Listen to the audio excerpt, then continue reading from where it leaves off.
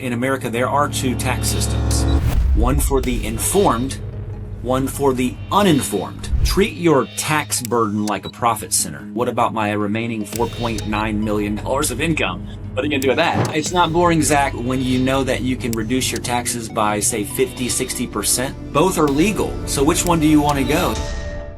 Welcome to the Entrepreneur's Logbook podcast. I'm your host, Zachary Bernard. You can find me on social at It's Zach B. In each episode, I bring on experts from various industries for you to learn about their strategies and insights driving extreme business growth. Today, we're joined by Mark Myers, founder and tax-saving architect at Taxwise Partner, a firm that helps business owners, investors, and financial professionals permanently reduce their tax burden through advanced, proactive tax planning strategies. Mark is actually a former Marine Corps surgeon who brings over 20 years of business operation and high-level consulting experience to the world of advanced tax strategy. Over the last decade, he's helped over 500 plus clients collectively save hundreds of millions of dollars in taxes, reducing their tax bill by 30 to 60%, not by replacing their CPA or financial advisors, by operating as a turnkey back office that works alongside them to implement strategies that a lot of tax professionals simply do not have the bandwidth to explore across the 75,000 pages of the tax code. Mark, it's great to have you on the show. Welcome aboard. Thank you, Zach. I appreciate you taking the time. Excited about the conversation. Yeah, me too, because we've had a lot of people like marketing, business, but taxes is always something that a lot of people are like not too fan of like talking about, but it can be a really good thing to talk about if you know how to navigate it effectively, because you can add a lot more into the bank if you do it effectively. And as you know, this is obviously a business entrepreneurship podcast for anyone listening. But one of the main thing I always like to ask anyone that is coming on the show, because you've obviously been around the block, you've been doing this for a little while here, is if you had to like restart your company like from scratch, knowing everything that you know today, what's kind of like the one thing that you think you would do differently that a lot of other entrepreneurs get like totally wrong? Great question. I gave this some thought, and I can't say that all other entrepreneurs get this wrong, but I can only imagine that a high percentage would. And I would go back. I would build with the end in mind, in that, okay, I was kind of line over line, precept over precept, ultimately learning as I go, like knowing what I wanted to do and how I wanted to service the client base and how to grow the business, but not saying, well, what does year 10 look like? What does or maybe say, what does a pre-sale look like? I got the business to where it's like completely saleable. What does that look like? And then reverse engineer from that. And that would have, then I would have had much more, line of sight as to when I needed to add this account executive, when I needed to add this operations specialist, when I needed to bring in the CRM more robust to essentially service the client. So it was really, that would be what I do different. Interesting. Because I feel like a lot of people, you're going to think like a really short term, like you will say that you want to think long term, like, yeah, like we're thinking long term, but you're taking some of that perspective, like reverse engineering, like in 10 years, I want to be at this point. What do I need to have done to be able to get to there?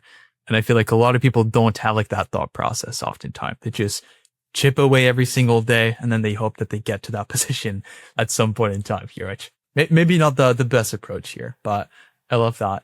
And I'd love to understand, because obviously you've been running Taxwise for a pretty long time, to put it very simply. And then I'd love to get a better understanding when someone comes to you, they want to like work with you, whether that's a business owner, a financial professional. What does that kind of process looks like from the conversation to actually like seeing results? Because you have a pretty unique approach when it comes to like how you partner with clients, CPAs, and everything like that. Absolutely. No, I keep it as simple as possible. I want it to be a very natural conversation. In most cases, what we do, Zach, is we first kind of get to know each other. But a lot of times they want to kind of understand who we are and what our experience is, what we're all about. So I will share with them how we kind of go about serving the marketplace and how we are vetted by our strategic partners before we even talk to clients, right? Because we're creating relationships with CPAs, enrolled agents, registered investment advisors, and they're the ones that are going to be opening the door to their highest income earning or highest wealth, the largest net wealth clients. So they're not just going to open that door willy nilly, So I let them know that there's a lot that goes on on behind the scenes and under the hood before we even talk to clients. But then that conversation, once they kind of get comfortable with our process, it's really a metric of what's the fact pattern look like? Like there's so many different things you can do, but it all depends on the fact pattern. So let's talk a little bit about your fact pattern. And it always comes down to how their income, like what type of income do they have? What's the timing of it? Where is it coming from? What are the sources? And of course, do they have any capital gains events? Because those are, you can't forget, oh, by the way, I'm going to sell this property, or I'm going to sell this stock and it's appreciated and my basis is small and I'm going to have hundreds of thousands or millions of dollars of gain. We gotta, it doesn't matter if you make $30,000 a year, we got to tackle that big gain. So those are the types of things we look at. What is the fact pattern? And then we start talking about, based on your fact pattern, here are the things that you can explore. We can help you implement. Yeah, so it's really more like tailored based on like the different clients that you guys work with, to put it very simply. And there's obviously a lot of different type of clients. Some will have capital gains, some are going to have real estate, and then it's going to be all over the place. So imagine there's a pretty specific process that goes into it, but it all falls into like the tax reduction aspect of things. And there's like a lot of conversations around that.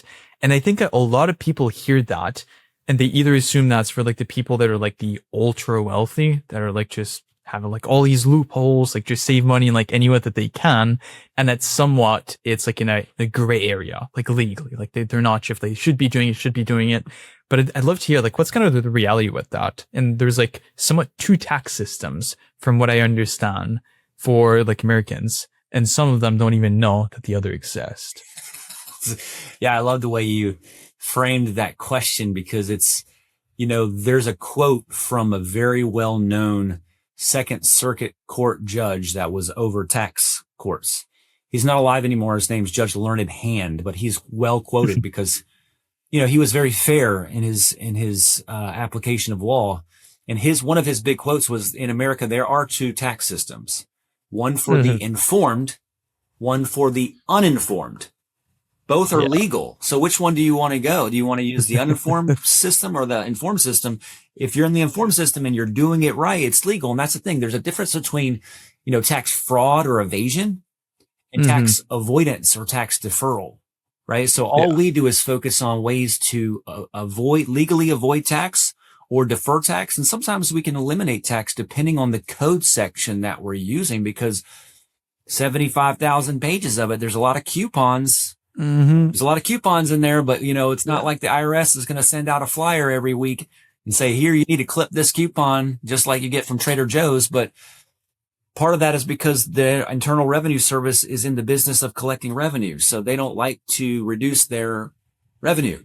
But that being said, I think that kind of thought process of the gray or it's a little bit of a misnomer in that there's absolutely nothing wrong with reducing your tax. In fact, Judge Learned Hands also said that no American citizen is legally due to pay 1 penny more than, what they should, according to the law. It's just a matter of, do you want to go through that process? Because if you're doing something that not everyone does, well, sometimes people like to follow the bandwagon, right? Well, if everybody does a mortgage interest deduction, well, I'll do one. Of course you can, but not everyone has a small solar business, right? Not everyone is charitably inclined with tangible assets, or not everybody wants to go into a partnership that will produce negative K1s. Like all these different things that you can do that are completely in the code, got to do them right. They will produce a net positive tax benefit. But it's not something that Tom, Dick, and Harry are going to do, right? It's like it's not the normal stuff, and I mean, I feel like that's where like a company like you guys, where you're more like tax strategist, like architect, as like you're saying, because if there's 75,000 pages, I can guarantee you that most people are not going to take the time to go through that. And I mean, it's like any day. If I work with a service provider, I mean, we obviously do work with a lot of companies. We pay them to do a service. There's a reason we do it. They know what they're talking about. They know what they're doing. They're saving me the time. Well, it's the same thing for you guys, where I don't have to go through 75,000 pages. I can work with you guys. You're going to save me the pain in the butt, to put it very simply, of having to do it myself. And I love that you mentioned like the inform and the uninform. And just from what I could tell, you probably want to be the informed one, or you want to work with someone that is informed at least, because Absolutely. it's all legal. It's just about not finding a way to make it legal, just finding what is legal and what actually works for you based on your unique situation, and also finding like what you're open to doing. I mean, you mentioned it yourself, like you could solar, you could real estate. There's so many different things that you could be doing. You just have to find those right things here. And we talked about like clients, and you work with a pretty unique like client base, like CPAs, enroll agents, registered investment advisors, if I'm not like totally mistaken. And most people would kind of assume that those professionals would already have that covered for like their client base. And it's like a missing part of like the tax side of things for like financial professional. Like when they're offering taxes, they do like tax planning, but there is like that more strategic side of things that's like kind of missing. Somewhat like a CFO, for example. Some people might work with a fractional CFO for that specific reason, but they don't think about that in the tax capacity, that you can have someone that focuses on that. And I love to like somewhat understand like what's kind of like the difference, how you guys someone filling that gap without stepping on their toes? Because you mentioned it yourself, like you're building these great relationship with these people, you're adding a value add that they're not adding. It's like a win-win for everyone, to put it simply, at the end of the day. Absolutely. No, thanks for that question. I think one thing that's really important to do, Zach, is to people don't realize this.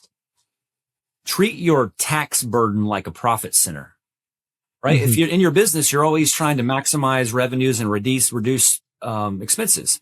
Well, don't you realize that one of your biggest expenses is taxes is something that can be reduced? So if you put some time and energy in that, you will have significantly more income and profit without having to increase revenue. And if you're going to spend time, most people are like, I just want to drive more revenue. Well, that's just going to drive your tax brackets up. Spend some time treating your tax burden like a profit center. But to your point, we work with the end client, which is the business owner, the high income earning executive, the engineer in Silicon Valley that gets tons of restricted stock units every year as a bonus, so they have all the, wherever they're coming from, or someone that's, inherited an asset and they don't really normally have a lot of income, but they've got a few $1 million from the sale of this asset that was, we like to look at it as a CPA. Even the best CPAs and enrolled agents and registered investment advisors, they only have so much bandwidth. Yeah. And it takes a lot of bandwidth to do their job good or do a great job at what they do. So look at them as, for the most part, now I would say there's 1 out of 10 CPAs that are integrating this into their practice, but it's very difficult because they have to hire additional people and spend extra time in this extra area. It's definitively an extra layer of their business. But think about that average or even above average CPA firm, enrolled agent, and even an RIA. They're like, when it comes to tax planning, they're like a good general practitioner in medicine.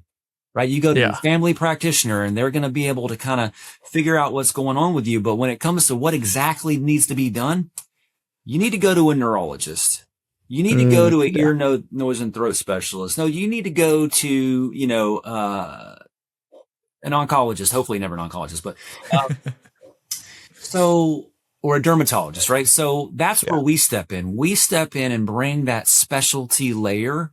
And we don't do tax preparation. We don't do tax filing. We don't do fractional CFO work. We don't do bookkeeping. So our CPA and enrolled agent strategic partners love us because we're not going to threaten their business. A lot of times you say, why doesn't a general practitioner, like in medicine, they're always going to refer, you need to go to this neurologist. This is a great neurologist. You need to go to this ear, nose, and throat. They're not hesitating. Why would CPAs not hesitate? Because when they make that referral, it's to another CPA practice that does what they do, and they're going to lose their client. So it's like almost to go to another practice that does more than we do, but they can also do what we do. They're never going to do that. So we don't compete with them. And the same thing with RIAs. We're never going to go to their client and say, well, now that we've saved you $1 million or half or whatever the number is, we've got some investment strategies for you. No, the RIA, we say, guess what? We just freed up $800,000 for your client. They're like, great. Let me go look at how they should be investing that money. Right. So we're helping everyone. No, I mean, I love that because you're becoming really like a partner for like any of like these CPAs, accountants, et cetera, that you're working with, as opposed to being like a competitor, which I think is a pretty unique business model in a way where like a lot of people, they're just going to try to go directly, like, I don't want to say B2C, but you know what I mean? Going directly to like the high net worth individuals and everything, but you're going more like the B2B route, which I think is like pretty unusual, but it's interesting. But I also love the fact that you mentioned like the profit center, because I didn't think about that. And it's like so true that every one of us, there's always going to be like the one advice, like just make more money, like just work more, make more money. But a lot of people forget that at the end of the day, you're going to be paying a lot of taxes. And if you don't try to navigate your way around that to see if you can save anything and you do it in a strategic way, then you're going to be losing a lot of money if you don't do it. And it's interesting that you phrase that as like a profit center, because I feel like once you get to like taxes, it's more like, what do I owe this year? It's like, versus you should be in like the mindset, like, what can I save this year instead of spending more money? Zach, all of the largest companies, Apple, Microsoft, they have a team of attorneys, a team of accountants, and that team, all they do is determine how can we reduce our tax burden. Why do you think they're in Ireland and Puerto Rico and all these different places, right? Because they know that they can have a division there and they can substantially save taxes. And guess what? Their shareholders are going to be unhappy if they don't get the dividends that they want because they're losing profit based on taxes. So it's like when you're in that small to medium mindset, you don't think, wow, I can really amplify my profits just by reducing my taxes by 30, 40%. Well, that's huge, but you got to know to do it. And you also have to have, you also have to think differently and say, just because I'm taking steps to reduce my taxes doesn't mean I'm doing anything wrong. Because sometimes people think, well, I've got to pay my taxes. I was a citizen. Yeah, you do, but don't overpay. Like there's a retail and there's a wholesale. Who likes to pay retail? Nobody. Everybody wants to pay wholesale. So we just show you, here's the wholesale rates, right? Like, do you want to pay retail or wholesale? It's up to you.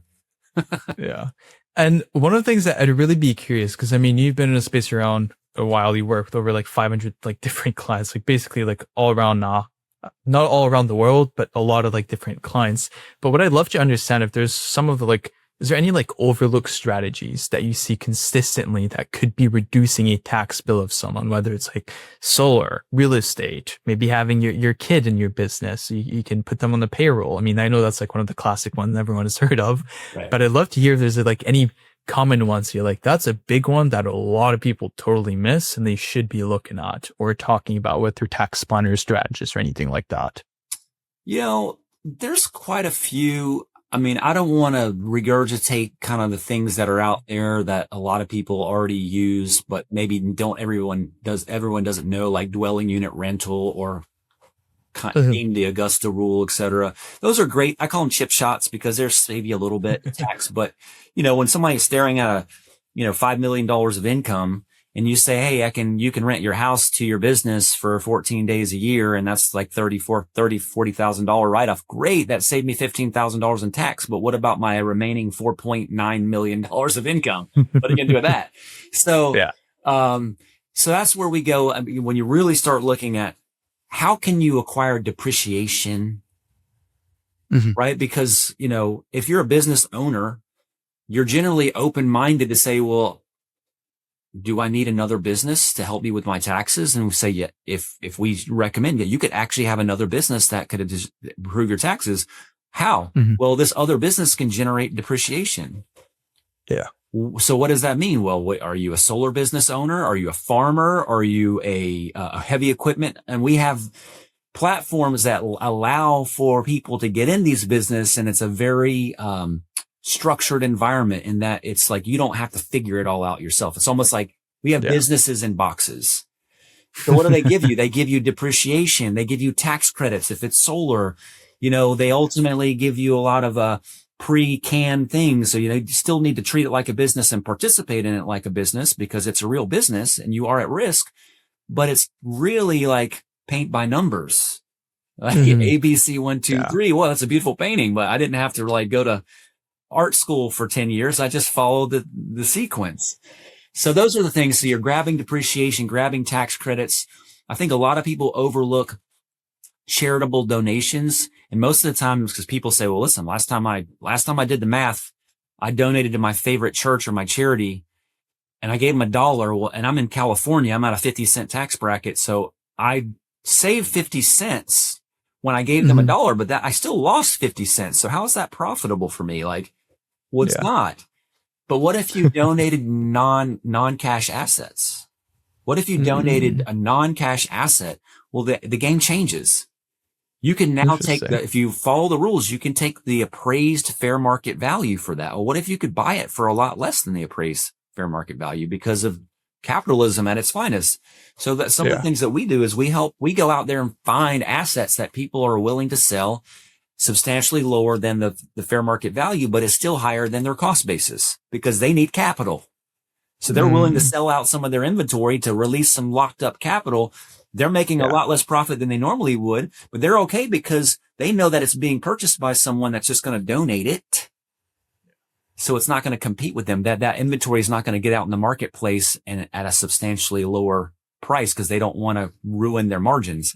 So it's a really nice way to look at being philanthropic, but also capitalistic at the same time, you know? Yeah. And I mean, I just got like 3-4 out of you, and there's 75,000 pages of like the tax code. So I can imagine there's probably a couple thousand more that you could go over of strategies.